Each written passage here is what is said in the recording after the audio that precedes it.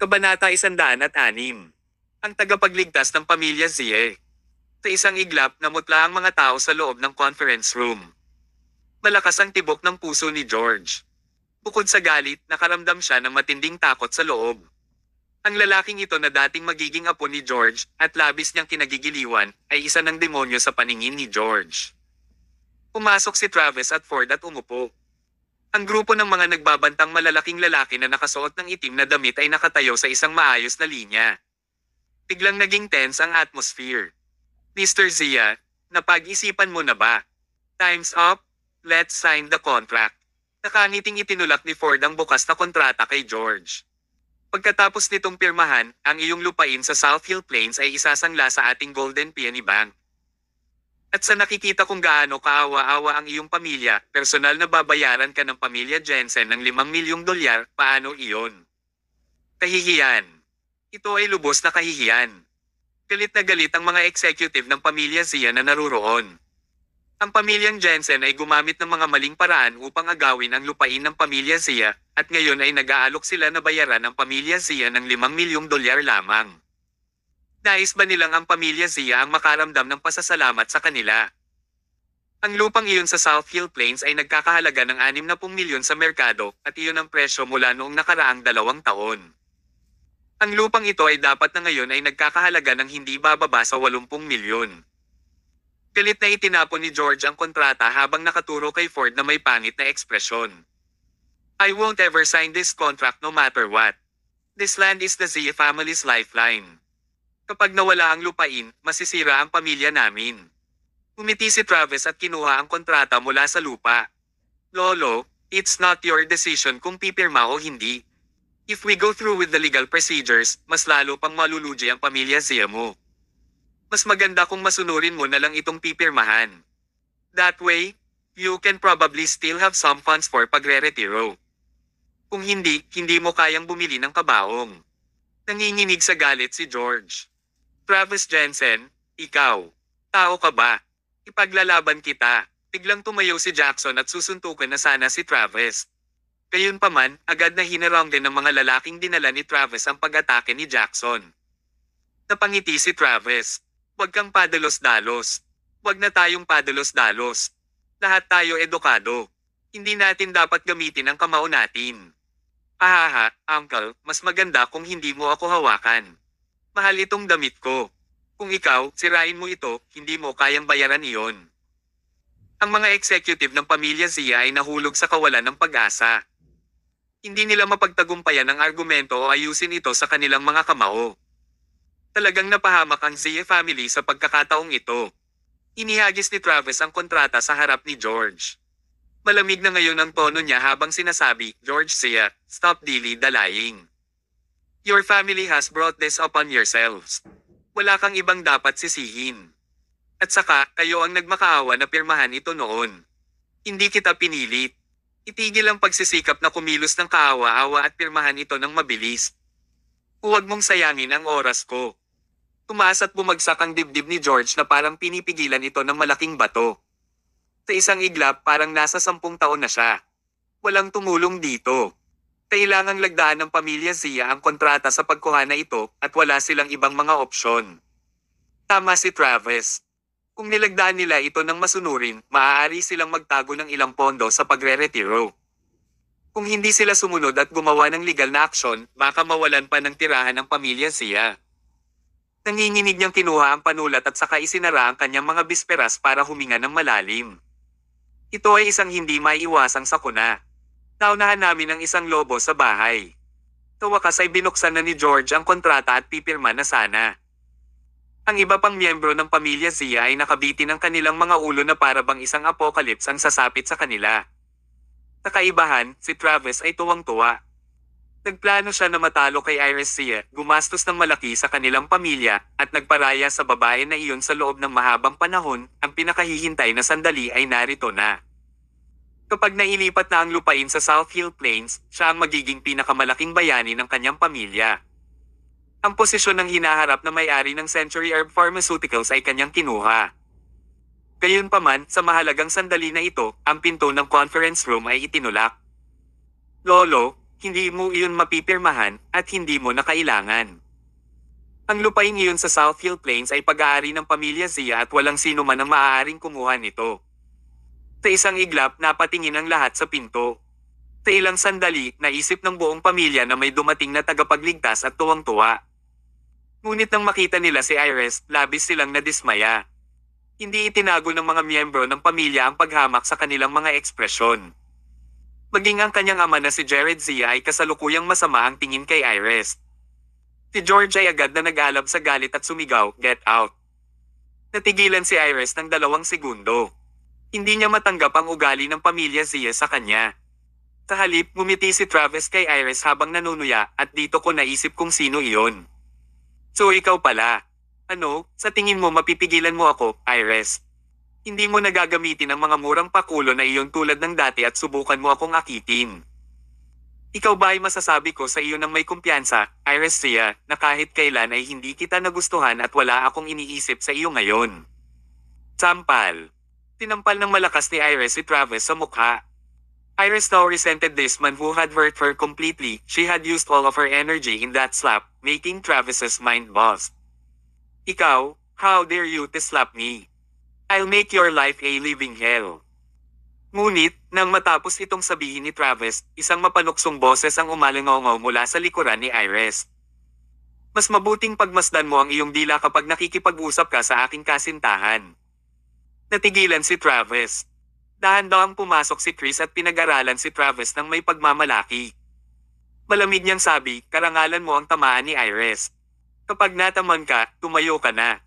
Tumigil ka na sa kalikot, baka mabali ang mga paa mo." Pangangibabaw. Walang kapantay na pangangibabaw. Gaya ng inaasahan niyang Master Chris Hill ng pamilya Hill. Nang ibabaw ang tono at aura niya. Sa sobrang takot ni Travis ay hindi siya nakasagot ng ilang segundo. Sa oras na bumalik siya sa kanyang katinoan, si Iris ay pumulupot sa mga bisig ni Chris na parang isang maselang dalaga. "Hobby, pilit niyang kinukuha ang lupa ng pamilya namin. Kailangan mo akong tulungan." Ngumiti si Chris at sinabing, "Don't worry. With me here, he doesn't have any other option but to scram." Hehehehe. At eto naisip ko kung sino yon. Kaya lang manliligaw ni Iris. Pambihira ka talaga, Iris. 2 araw pa lang kitang tinapon pero nakahanap ka na ng ibang ligaw na lalaki. Ikaw pa nga, mas kamangha-mangha kaysa sa pampublikong boss. Umaasa sa katotohanan na marami siyang bodyguard. Naalala ni Travis ang kanyang sarili pagkatapos ng maikling pagkabigla na iyon. "Brat, ako ang young master ng Century Herb Pharmaceuticals, Travis Jensen. Kung may sense ka, talunin mo. Kung hindi, magpapakita ako sa iyo ng problema." Bam! Tinipa ni Chris si Travis sa lupa na parang wala lang. Ang Century Herb Pharmaceuticals ng pamilya Jensen. Ano iyon? May hahambing ba ito sa isang fraction ng aking pamilya sa Hill? Kabanata 107. Kakatuwa. Ang pamilya Hill. Ang 2 salitang ito ay walang alinlangan na isang warhead na nagpapasabog sa isip ng lahat sa isang iglap. Hindi lang si Travis, pati si Ford ay natulala rin. Ang pamilya Hill. Ang ibig ba niyang sabihin ay ang Hill family ng Con City? Ang nangungunang pamilya ng real estate sa Con City na kapantay ng pamilyang Tucker, ang pinakamayaman sa lungsod na ito. Paano naging posible iyon? Sa isang iglap, naramdaman ni na Ford at Travis na parang nahulog sila sa hukay ng yelo. Naramdaman nila ang pagtayo ng mga balahibo sa kanilang balat. Laking gulat din ng pamilya Zia. Gayunpaman, nagsimula ang kanilang pagkagulat nang pumasok si Chris sa pintuan. Dahil sa engagement ni na Chris at Winifred 6 years ago, nakilala na siya ng mga kapamilya. Noon, ang pamilya Zia ay ganito kalapit sa pagkapit sa isang piling pamilya tulad ng Hills. Ang kanilang mga araw tungo sa tagumpay at kaluwalhatian ay napakalapit na. Ngunit sa pinakamahalagang sandali, ang iskandalo na iyon ay nangyari kay Winifred na naging dahilan upang ihinto ng pamilya Hill ang kanilang pakikipag-ugnayan. Kaya naman, sa sumunod na 6 na taon pagkatapos noon, si George at ang pamilya ay labis na nagtatangi kay Winifred. Sa kanilang mga mata, si Winifred ang sumire sa kanilang landas tungo sa tagumpay. Ngunit ngayon, muling nagpakita si Chris sa hanay ng paningin ng pamilya. Ang lahat ay nangyari ng biglaan kaya ngayon lang sila nakabawi. Pinata, maaari ko bang malaman kung sino ang iyong ama? Inaasahan ni Ford na nagkataon lamang ito kaya nagtanong siya. Carl Hill. Ang dalawang nakakagigil na salita na ito ang naging dahilan para malata ang katawan ni Ford. Carl Hill. Ang real estate tycoon at ang master ng Hill family, si Carl Hill. Young Master Hill, hindi namin pinilit ang pamilya Zia na pumirma sa kontratang ito, ngunit ngayong legal na ang visa nito, maaari pa tayong magdagdag ng pera. Umalakpak. Itinaas ni Chris ang paa at sinipa si Ford sa tiyan. Tahimik lang ang malalaking lalaki sa likuran nila, walang lakas ng loob na gumalaw. Are you asking me to show you respect? How dare you try to negotiate with me? I'm here to uphold justice for my girlfriend today. The land is right here. If you have the guts, go ahead and try taking it. Si Ford at Travis ay namumutla. Kunin ang lupa. Magkakaroon ba sila ng lakas ng loob? Kung gusto lang nilang isara ang Century Herb sa Con City. Sa malakas na background at kakayahan ng pamilya Hill, maaari nilang mawala ang Century Herb sa isang pangungusap lang. Hindi pa banggitin, ang pamilya Hill ay mayroon pa ring suporta mula sa lipunan ng mga mandurumog sa pamamagitan ni Karim Zachary. Baka mawalan sila ng buhay. Iwanan mo ang 20 milyong kontrata at scarm. Hindi nang aasin na Ford at Travis na sumagot. Nakangangalang ang mga ngipin nila at napalunok ng mga salita. Sa takot na sumuway, iniwan nila ang 20 milyong kontrata at malungkot na tumakas. Hobby, ang galing mo. Tuwang-tuwa si Iris. Umiti siya at hinalikan sa pisngi si Chris. Umalaklak si Chris. Hindi naman big deal. Pagkatapos nito, ang mga miyembro ng pamilya Zia ay namumulaklak sa mga ngiti. Ang kaninang paghamak nila kay Iris ay tuluyang nawala at napalitan ng mga papuri. Young Master Hill, halika at maupo ka. Hindi mo na kailangang tumayo. Iris, ikaw din, halika at maupo ka kay Chris. Si Lillian ang unang bumati sa kanilang dalawa na may pambobolang ekspresyon. She added to Iris in a small voice, saying, Iris, you're really the phoenix of our Zia family. Nasabi na namin noon na ikaw lang ang makakalutas ng mga problema sa pamilya natin. Oo, ang ating Iris ay napakahusay. Sunod-sunod na pinuri ng iba pang miyembro ng pamilya Zia si Iris na para bang sinusubukan nilang gamitin ang bawat papuri na alam nila kay Iris. Nag-enjoy si Iris dito. Ang kanyang kakakuhan ay pinakain sa labi. Ito ang kailangan niya. Ang pakiramdam na napapalibutan ng mga papuri at paghanga. Gayunpaman, ito ay simula lamang. Nagpapasalamat na ngayon si Iris kay Travis sa pagtataboy sa kanya para makilala niya ang isang perpektong lalaki tulad ni Chris. Tinimulan pa niyang isipin ang kanyang sarili na ikakasal sa pamilya Hill at maging isang mayamang batang may bahay. Kapag nangyari iyon, siya ang tunay na magiging reyna ng Con City. Nagbago na rin ang ugali ni George at iba na ngayon ang tingin niya kay Iris. Nagpasalamat din siya kay Chris sa pagsasabing, Young Master Hill, maraming salamat. Kung hindi dahil sa iyo, masisira ang pamilya ko. Napangiti si Chris. You're welcome, sir. Iris's business is my, Chris Hill's, business. If your family needs help in the future, just let me know. I'll help out when I can. Hobby, you're so good to me. Iris brazenly kissed Chris on the cheek again, publicly displaying her affection. Ang iba pang miyembro ng pamilya Zia ay nakangiti mula sa tainga. Si Chris Hill, ang young master ng Hill family, ay isang pagkakataon na nawala sa kanila 6 na taon na ang nakakaraan. Ngayon, ang kanilang pagkakataon sa landas ng tagumpay ay sa wakas ay bumalik muli. Nang gabing iyon, nagpa siya si George na mag-host ng isang kapistahan para kay Chris na ginagawa itong mas mahal hanggat maaari. Pagkatapos ng hapunan, nakuha ni Chris ang kanyang hiling at pumunta sa isang hotel kasama si Iris. Sa loob ng eleganteng presidential suite na puno ng kaaya-ayang kapaligiran, iniikot ni Chris ang baso ng alak sa kanyang kamay habang nakikinig sa tubig na umaagos sa loob ng banyo. Sumilay ang pilyong ngiti sa kanyang mga labi. Iris Zia. Winifred Zia. Hehe. Wala ni isa sa inyo ang makakatakas sa palad ko. Maya-maya, lumabas si Iris mula sa shower na mukhang matikas at umaapaw sa alindog. Sa mga tuntunin ng hitsura at figure, si Iris ay hindi na-rate bilang superior. Siya ay itinuturing na karaniwan at mas mababa kung ikukumpara kay Winifred. Higit sa lahat ang alindog ni Iris ang dahilan kung bakit hindi napigilan ng isang lalaking tulad ni Chris na sanay makipaglaro sa mga babae. Kasama ang katotohanang medyo kamukha ni Iris si Winifred, lalo nitong pinalaki ang interes ni Chris. Hinawakan ni Chris ang wine glass hanggang eye level at tumingin kay Iris sa baso. Ang mga dilag at red wine ang dalawang pinakakakit-akit na bagay sa isang lalaki. Halika at maupo. Nakangiting naglakad si Iris. Bumagsak sa sahigang baso ng alak na nasa kamay ni Chris.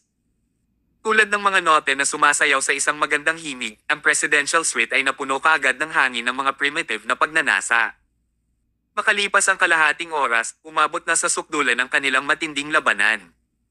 Biglang sumambulat ang emosyon sa loob ni Chris. Winifred. Ungol ni Iris sa hindi malay. Ma'am.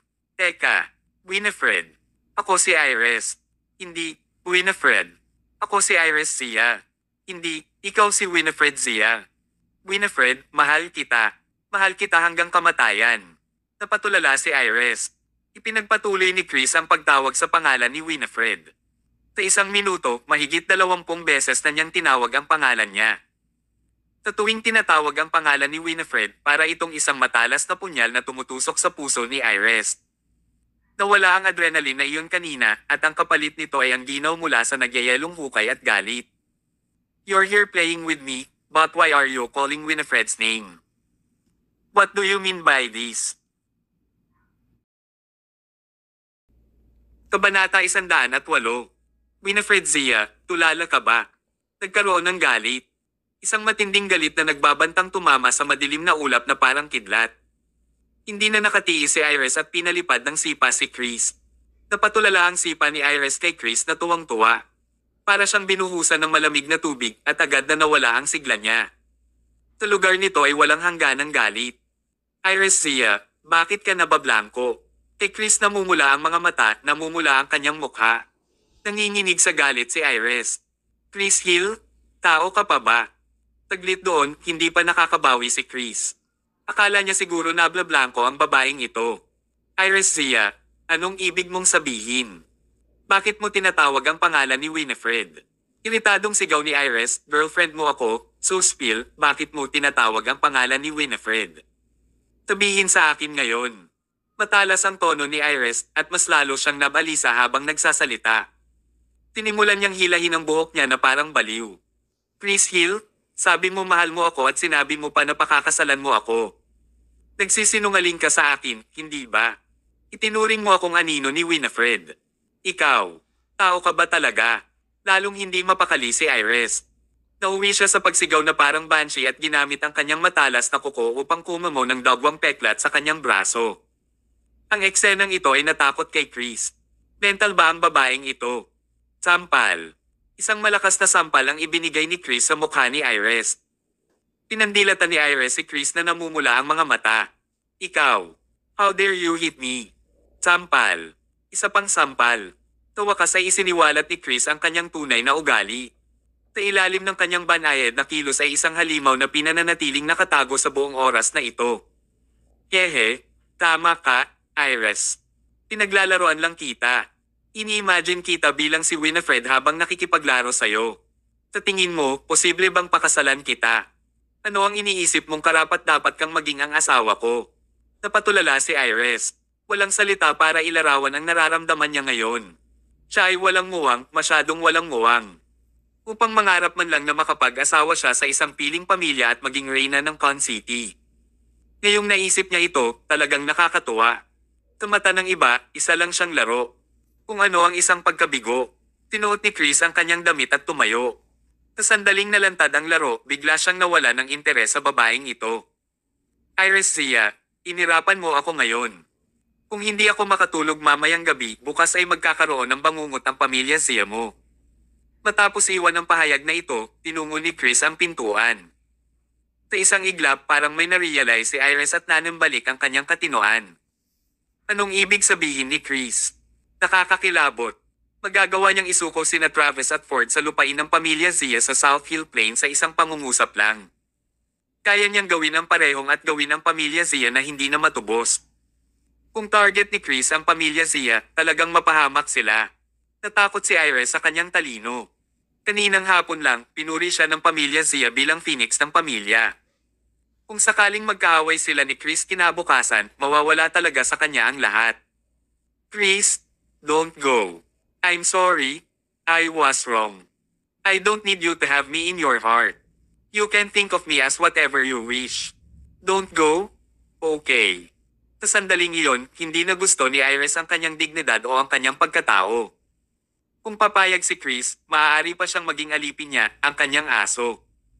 Gayunpaman, itinulak siya ni Chris palayo at marahas na sinabi, lumayo ka sa akin. Hindi na ako interesado sa iyo. No, don't go. I beg you. You can do whatever you want to me. Ngunit si Chris ay naglalakad palayo ng hindi lumilingon. Natigilan si Iris ng 2 segundo bago biglang nagsalita, Chris, sulit pa naman akong gamitin. I can help you get Winifred. Agad namang huminto si Chris na nakaalis na. Lumingon siya na may malademonyong mukha at humakbang papunta kay Iris. Kinurot niya ang baba ni Iris at idiniin ang bawat salita, anong sinabi mo? That moment, parang demonyo si Chris. Ang pagsalubong lang ng kanyang tingin ay sapat na upang matuyo ang anit ni Iris. Nauutil niyang sabi sa takot ay, I can help you get Winifred Zia. Kahit hindi ko makuha ang puso niya, makuha ko man lang ang katawan niya. Pinitawan ni Chris si Iris at nag-iisip ng 3 segundo. Hindi nagtagal, ang kanyang mga labi ay kumerba sa isang malademonyong ngisi, at ang kanyang tibok ng puso ay biglang lumakas. Natukso siya. Ito ang pakiramdam na gusto niya. Yung feeling na kinikilig. Ano ang balak mong gawin? Maingat na sumando si Iris sa tenga ni Chris at may ibinulong sa kanya. Pagkarinig sa kanya, tumango si Chris bilang kasiyahan. Pinuhat niya si Iris at sinabing, medyo pagod na ako, matulog na ulit tayo. Kung magagawa mo ng maayos ang trabaho mo bukas, mangangako ako sa iyo ng magandang kinabukasan. Isang nakakalokong ngisi ang lumitaw sa labi ni Iris. Siya ngayon ay ganap na nalilito. Ang desisyon niyang ito ay hindi lang makakatulong para itulak si Winifred sa isang madilim na kailaliman, ngunit maaari rin itong magbigay sa kanya ng gusto ni Chris. Kaya bakit hindi?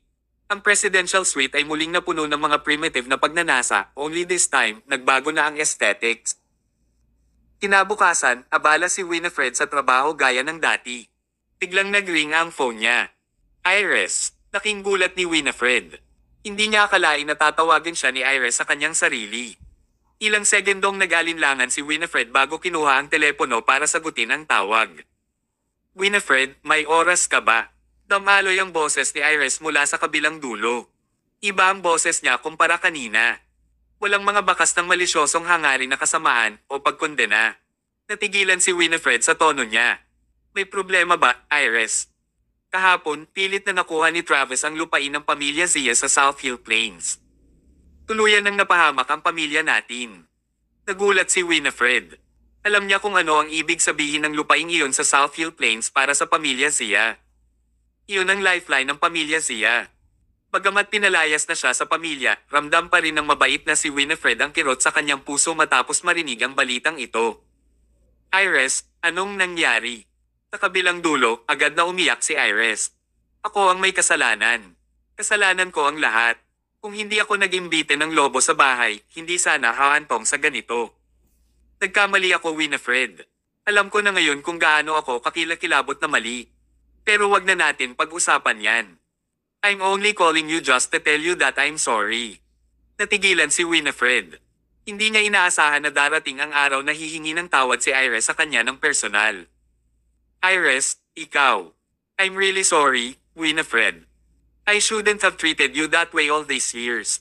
I've now chased out of the family by Lolo. I've also realized my mistakes and how I've wronged you. Pwede mo ba akong patawarin? Kabanata 109. Isang dugong carousel. Sa nakalipas na 6 na taon, hindi mabilang na kalungkutan ang naidulot ni Iris kina Winifred at Blair. Gustong sirain ng masamang babae na ito si Winifred, ngunit ngayon, pagkatapos ng lahat ng nagawa niya, umaasa siyang makakuha ng kapatawaran sa pamamagitan lamang ng paghingi nito. Para sa maraming tao, ang pagpapatawad kay Iris ay talagang hindi maarap. Noong una, nakakatuwa rin si Winifred, ngunit hindi niya ibinaba ang telepono. Habang patuloy siyang nakikinig kay Iris, tuluyang lumambot ang puso niya. Makalipas ang kalahating oras, huminga ng malalim si Winifred. Hindi niya kayang maging walang puso kung tutuusin. Sa katunayan, ang pagkakaroon ng pagmamahal mula sa pamilya Zia ay palaging ang kanyang pinakamalaking hangarin sa nakalipas na 6 na taon. Sige, Iris. Let's go of the things in the past. Talaga. Napatawad mo na ba talaga ako, Winifred? Ang galing. Masayang bulong ni Iris sa telepono. Ngayong nakuha ko na ang iyong kapatawaran, ang hiling ko habang nabubuhay pa ako ay tinuturing ng buo. Anong ibig mong sabihin habang nabubuhay ka pa? Pumalabog ang puso ni Winifred. Iris, anong balak mong gawin? Huwag kang ang padalos-dalos. Kung ano man yan, solusyonan natin. Sa kabilang dulo, si Iris naman ang tumatawa. Yehe, huwag kang mag-alala, Winifred, ayos lang ako. Isang dulas lang ng dila. Naramdaman pa rin ni Winifred na parang may mali. Iris, nasaan ka ngayon? Papunta na ako. Hindi na kailangan. Gusto kong mapag-isa sa katahimikan, sagot ni Iris. Mabilis na sabi ni Winifred, hindi mo kaya. You have to tell me. Since you want to get my forgiveness, I need you to apologize to me in person. Sa ganoong paraan lang kita mapapatawad. Natahimik si Iris ng ilang segundo bago sumagot, sige. Nasa Starlight Amusement Park ako. Ang lugar kung saan tayo naglalaro noong mga bata pa tayo. Pupunta ako dyan. Nagmamadaling umalis sa kumpanya, nagmamadaling pumunta si Winifred sa Starlight Amusement Park. Habang nasa daan, lalo siyang nag-alala na hindi niya mapipigilan si Iris sa kanyang sarili, kaya tinext niya si Tyr para sabihin dito ang sitwasyon. Gusto sana niyang tawagan si Tyr, ngunit nagkataon na naubusan ng baterya ang kanyang telepono. Matapos may padala ang mensahe, nag-shutdown ang kanyang telepono. Nang matanggap ni Tyr ang mensahe ni Winifred, pakiramdam niya ay nasubsob siya sa ice pit. Winifred Zia, tulala ka ba? Isang masamang pakiramdam ang agad na bumalot sa buong pagkatao ni Tyr. Isang scheme. Ito ay tiyak na isang pamamaraan. Iyon ang unang naisip ni Tyr dahil naiintindihan niya ang kalikasan ng tao. Ang isang masama na lobo ay hindi magbabago sa kanyang kalikasan dahil sa isang pag-urong. Bakit hindi maintindihan ni Winifred ang isang simpleng katotohanan? Hinanap ni Tyr ang Starlight Amusement Park sa mapa. Napansin niyang hindi siya masyadong malayo sa lugar, mga 20 kilometro ang layo. Nang sinubukan niyang tawagan ang telepono ni Winifred, hindi na siya makalusot. Mas lalong nagpagulo iyon sa kanya. Tinawagan ni Tyr si Drake. Drake, Starlight Amusement Park. Wala akong pakialam kung anong paraan ang ginagamit mo, pakilusin mo ang lahat ng kakilala mo na pinakamalapit sa Starlight Amusement Park at dalhin sila doon. Malamang nasa panganib ang asawa ko. Pagkababa ng tawag, umalis agad si Tyr ng bahay, sumakay ng taxi at nagmamadaling pumunta sa Starlight Amusement Park. Nang matanggap ni Drake ang tawag ni Tyr ay nagulat din siya. Napagtanto ang kabigatan ng sitwasyon. Hindi siya nagaksaya ng oras sa pag-aalinlangan at tinawagan sina Zachary, Jade, at ang iba pa at hiniling sa kanila na ipadala ang kanilang mga kasambahay na pinakamalapit sa Starlight Amusement Park. Nag-aalala ito sa pinakamamahal na asawa ni Tyr. Kung magtagumpay siya, mahusay na serbisyo ang ginawa ni Drake kay Tyr. Pero kung may nangyari kay Winifred Zia, baka mahuli si Drake sa crossfire. Noon lang, sa Starlight Amusement Park. Itinayo noong huling siglo, ito ang dating pinakasikat na amusement park sa Con City noong dekada 90. Gayunpaman, 5 taon na ang nakalipas, naging desyerto ang lugar na ito. Natabunan na ito ng mga damo at marami sa mga infrastruktura ng libangan ang kinakalawang. Ang buong lugar ay natatakpan ng isang desolated na hangin. Inihinto ni Winifred ang sasakyan niya sa entrance at nagmamadaling pumasok sa amusement park. Mula sa malayo, nakita niya si Iris na nakaupo sa isang abandonadong carousel. Tawag niya habang lumalapit sa kanya, Iris. Nang makita ni Iris si Winifred, kumislap ang mga mata nito at nagsimulang kumaway sa kanya. Dito. Iris, bakit ka pumunta dito nang walang dahilan? Baka sa tono ni Winifred ang pagsisisi, ngunit natutuwa siya na walang ginawang padalos-dalos si Iris. Nakangiting sabi ni Iris, bigla kong naalala ang mga bagay noong bata pa tayo, kaya pumunta ako dito. Sabihin mo, Winifred, ang ganda-ganda ng relasyon natin noong mga bata pa tayo. Naalala mo ba yung panahon na ako ay nakaupo sa carousel na to at muntik ka ng malaglag? Nakaramdam ng matinding kalungkutan si Winifred. Ang kanilang pagkabata ay nagsimulang maglaro sa kanyang isip na parang isang lumang pelikula. Noon, wala silang inaalala at walang pukana. Si Winifred ang nakatatandang kapatid habang si Iris ang nakababatang kapatid. Matalik silang magkaibigan na nagsabi sa isa't isa ng lahat, ngunit hindi nila alam kung kailan, sa halip ay naging magkaaway na sila. Gayunpaman, salamat at natapos na ang lahat. Time passes by really fast, exclaimed Winifred, scanning Iris and laughing. Parang kahapon lang ikaw ang maliit na crybaby snot monster na patuloy na sumusunod sa likod ko, at ngayon, bigla kang lumaki.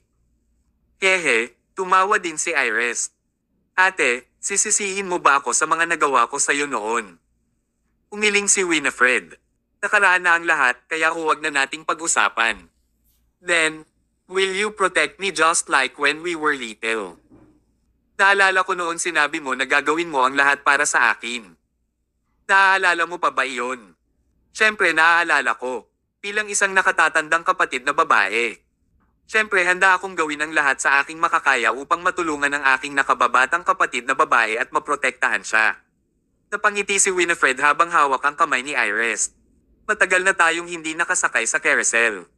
Bakit hindi na lang tayo sumakay dito? Sabi ni Winifred. Ngunit ang kapangyarihan ay naputol. Okay lang yan. Andito pa yung carousel.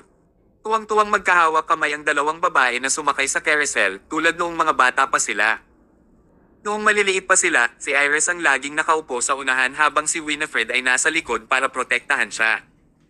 Ngayon, gusto ni Iris na subukang umupo sa likod minsan kaya pumayag si Winifred. Nag-uusap ang dalawang babae habang nakaupo sa carousel. Ang sama ng loob nila noon ay tila nawala sa isang iglap. Nakaramdam ng saya si Winifred.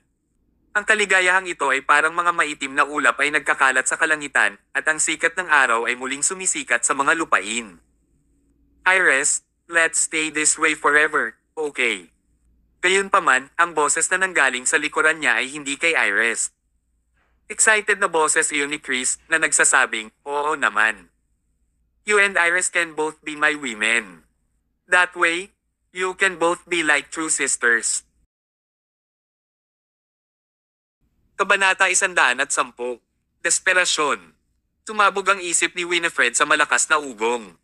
Lumingon siya at nakita niya si Chris na parang demonyong nakatitig sa kanya. 2 buong segundong natulala si Winifred. Hindi nagtagal, bumalot sa kanyang puso ang makapal na takot. Chris, bakit ka nandito? Dahil sa reflex, tumalon si Winifred pababa mula sa carousel horse. Pinag-aaralan siya ni Chris na may pilyong ngisi, mas nasasabik sa loob. Winifred Zia, soon, you will become my woman. I've really missed you so much. So much that I'm going crazy. Sa sandaling iyon, lubos na naunawaan ni Winifred. Ang lahat ng sinasabi tungkol sa paglilibing ng palakol at paghingi ng tawad ay pawang kasinungalingan. Si Iris ay kasing bisyo ng dati, at ang makamandag na babaeng ito ay hindi magbabago. Ang pagkamuhi niya kay Winifred ay umabot na sa kabaliwan. Chris, ikaw, anong ginagawa mo? Huwag kang ang padalos-dalos. Kung hindi ka lalaban, wala akong gagawing padalos-dalos. Puno ng takot ang mga mata ni Winifred at nakaramdam siya ng takot. Tumalikod siya para tumakbo, ngunit hindi siya hinabol ni Chris. Pinagmamasdan lang niya ito ng may labis na interes habang dinidilaan niya ang kanyang mga labi. Sa kanilang paligid, halos 8 matangkad at matipunong lalaki ang hamarang sa dinadaanan ni Winifred. Ang isang maselang batang babae na tulad niya ay hindi makakapantay sa malalakas na lalaking ito at hindi nagtagal ay nahuli nila siya. Napangiti si Chris habang sinulyapan ng isang maliit na abandonadong gusali sa hindi kalayuan. Siya ay kumuha ng isang tao upang maglinis ng isang silid doon ng maaga. Dalhin mo siya dyan at huwag mo siyang sasaktan. Kung hindi, kumikirot ang puso ko. Dinala ng mga lalaki si Winifred sa maliit na gusali. Siya ay sumisigaw ng hysterically, ngunit ito ay walang saysay. Sa labas ng amusement park, nakikinig si Iris sa mga sigaw ni Winifred. Ang liwanag na ipinakita niya kanina ay nawala ng walang bakas. Sa lugar nito ay walang hangganang kalupitan. Ahaha, Winifred Zia, sa wakas ay masisira na kita ng buo. Sige, isigaw mo lahat ng gusto mo. Ang lugar na ito ay inabandonan na sa loob ng napakaraming taon na. Kahit isigaw mo ang iyong mga baga, walang darating para iligtas ka. Ngayon, I'll give you a taste of what it's like to cry out to the heavens and earth to no avail. Ha ha ha ha. Ang baliw na tawa ni Iris ay tumagos sa hangin na parang baliw na demonyo. Winifred Zia, don't blame me. Sinong nagtanong sa iyong hamarang sa daraanan ko? Ikaw ang nagpilit sa akin na gawin to. Patuloy sa pagtawa ng malakas, umalis si Iris. Noong una ay gusto niyang manatili at kumuha ng video gamit ang kanyang telepono. Ngunit pagkatapos ng kagalitin ni Chris, maaari lamang siyang umalis. Bagamat ito ay isang awa, magkakaroon ng maraming mga pagkakataon sa hinaharap. Nakabantay sa labas ng maliit na gusali ang 8 lalaki. Isang malaking kama ang nakahanda sa silid sa itaas. Si Winifred, na sa sobrang takot, ay nakapulupot sa sulok ng silid na kitang-kita sa mukha niya ang takot at kawalan ng pag-asa. Hindi siya ginapos ni Chris. Hindi pa rin siya makatakas. Ang lalaki ngayon ay parang demonyo, patuloy na lumalapit sa kanya. Chris, huwag kang pumunta dito. Nakikiusap ako sa'yo. Nalilito si Winifred sa gagawin, pero kahit anong pakiusap niya ay wala itong silbi. Na-trigger na ang hindi mapakali sa katawan ni Chris, sa sobrang tuwa niya ay sisubog na ang katawan niya.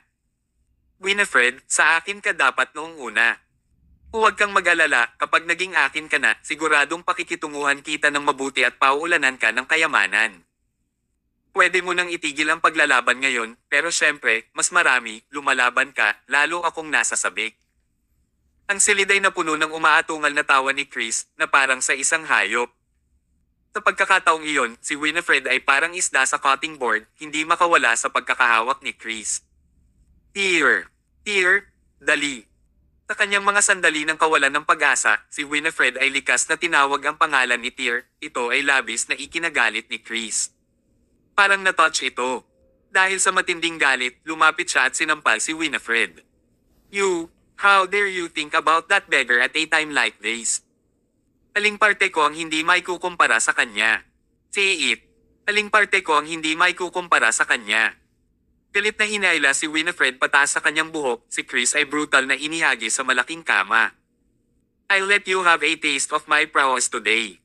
How dare like you think of that pulubi? Ako na muna ang bahala sa'yo at haharapin si Tear Summers mamaya. Sa ngayon, tuluyan nang nawala sa isip si Chris. Ngunit nang malapit na niyang sugurin si Winifred, mahinang narinig mula sa labas ng amusement park ang dumadagandong na tunog ng mga makina ng sasakyan. May kumatok kaagad sa pinto. Si Chris na kanina lang nasa mood ay parang nabuhusan ng malamig na tubig. Nagsiklab siya sa galit. Pagbukas niya ng pinto ay nakita niyang ang subordinate niya ang kumakatok. Ano ito? Madilim ang ekspresyon ni Chris, parang isang mabangis na tigre na nababaliw. Puno ng pawis ang noo ng nasasakupan habang nag-uulat, "Young master, may hindi tama." Ayan. May mga dumarating. Ano? Nagulat si Chris. What's going on? Bakit may mga taong pumupunta sa ganoong liblib na lugar? Wala akong pakialam kung ano ang pinunta nila, itaboy mo sila. Naiintindihan. Pagmamaktol ni Chris habang pabalik sa kwarto, naiirite na may mga walang kwentang tao na dumarating para istorbohin sila sa ganoong oras. Ngunit lahat ay maayos. Ang mga alipors na dinala niya ay maaaring mag-asikaso nito. Sa baba, nakabantay ang ilan sa mga alipors ni Chris. Nang makita nila ang dalawang sasakyan na dumaan sa entrance ng amusement park, napakunot ang noo nila. Ngunit ang pagsimangot na iyon ay tumagal lamang ng ilang sandali.